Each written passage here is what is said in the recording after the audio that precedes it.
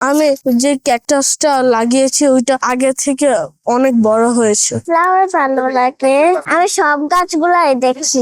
আমি আজকে গাছ লাগাই যাচ্ছি, ড্রয়িং করছি হাউস। গাছকে কেন আমরা টেক কেয়ার করবো না?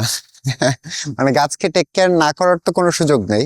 গাছ ছাড়া তো আসলে আমরাই এক্সিস্ট করতে পারবো না। গ্রিন ফ্যাক্টরি আসলে এইরকম একটা সেন্টার তারা তৈরি করেছে, সেটাও আমাদের প্যারেন্টদের জন্য আসলে একটা মানে একটা সুযোগ বাচ্চাদেরকে আসলে নেচারের সাথে পরিচয় করিয়ে দেওয়ার। আজকে আমার মেয়ে ছবি আঁকলো, পেইন্ট করলো, প্রকৃতি নিয়ে পেইন্ট করলো, তারপরে গাছ রোপণটা কিভাবে গাছ রোপণ করতে হয়, গাছের যত্ন কিভাবে করতে হয় সেটা সে শিখলো। আমাদের উদ্দেশ্যটা ওইটাই যে মানুষকে নেচারের সাথে কানেক্ট করানোটা হচ্ছে আমাদের উদ্দেশ্য।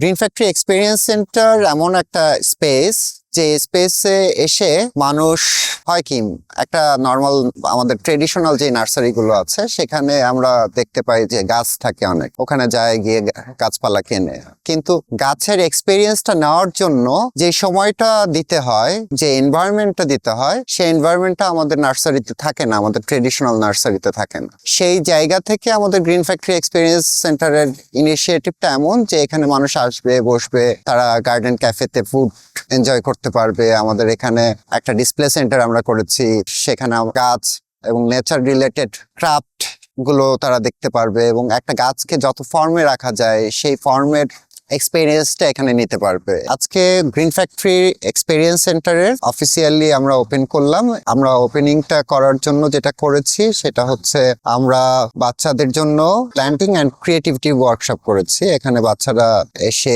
নেচারের উপর ছবি এঁকেছে এবং প্ল্যান্টেশন করেছে, গাছ লাগিয়েছে এবং এই গাছটা তারা ক্যারি করে এটা নিয়ে যাবে। আমরা চেয়েছি বাচ্চাদেরকে এমন একটা এক্সপেরিয়েন্স দিতে যাতে করে তারা স্ক্রিনের বাইরে গিয়ে আমাদের নেচারের সাথে কানেক্ট ফিল করে, সেই চেষ্টাটা করেছি।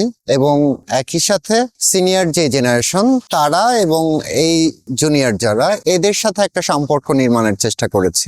Green factory experience centre basically এমন একটা জায়গা যেখানে আমাদের উদ্দেশ্য শুধুমাত্র গাছ সেল করা না, আমরা চাই এখানে এসে মানুষ গাছের একটা এক্সপেরিয়েন্স পায় এবং গাছকে যত ফর্মে রাখা যায় সেই ফর্মগুলোকে আমরা বেসিক্যালি ডিজাইন করি।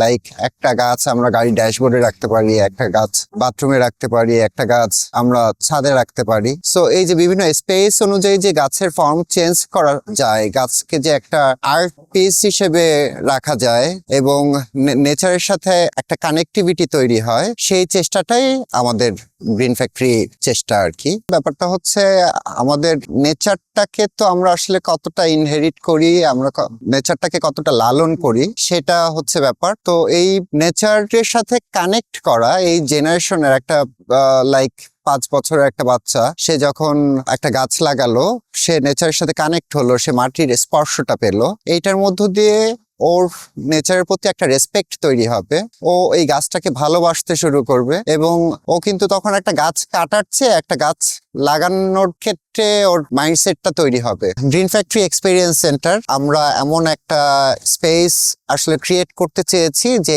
স্পেসটাতে নেচারকে মানুষ কানেক্ট করতে পারবে, এখানে এসে মানুষ নেচারের সাথে কানেক্ট ফিল করবে এবং ওই এক্সপেরিয়েন্সটা নিতে পারবে। এটাই বেসিক্যালি গ্রিন ফ্যাক্টরি এক্সপেরিয়েন্স সেন্টারের উদ্দেশ্য। আমরা তো বাক্সবন্দি থাকি, বাক্স থেকে বের হয়ে এখানে যখন একটা আমি এটা খেয়াল করি, একটা বাচ্চা যখন আসে তখন সে ঢুকেই করে কি একটা দৌড় দেয়। এই যে একটা দৌড় দেওয়ার জায়গা হলো, এই জায়গাটাকেই আমরা বলতে পারি experience centre, green factory experience centre.